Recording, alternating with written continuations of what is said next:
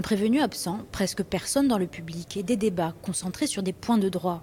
Le procès de Charles Pierre, cet après-midi au palais de justice de Bastia, a duré moins d'une heure et s'est déroulé dans un calme olympien. Loin, très loin de l'audience retentissante annoncée depuis des semaines.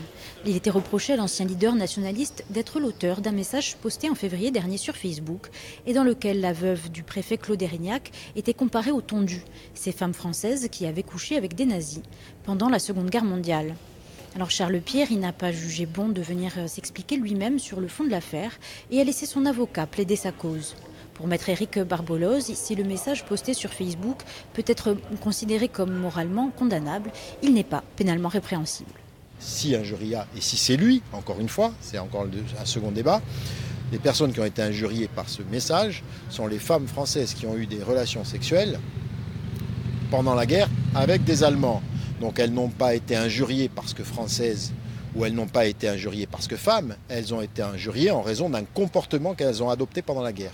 Pour la défense, la relaxe de Charles Pierre est inévitable au regard du droit, ce que conteste évidemment le ministère public à l'origine des poursuites pénales contre le militant nationaliste. Pour la procureure Caroline Tarot, le message posté sur Facebook porte atteinte à l'honneur et la dignité non seulement de Madame Érignac, mais aussi de toutes les femmes françaises. Et il ne fait aucun doute à ses yeux que Charles Pierre en est l'auteur. Rappelant que 5 condamnations sont déjà inscrites au casier judiciaire du prévenu, la magistrate a demandé une condamnation de 5 mois de prison et 15 000 € d'amende à son encontre. Le tribunal rendra sa décision mardi prochain.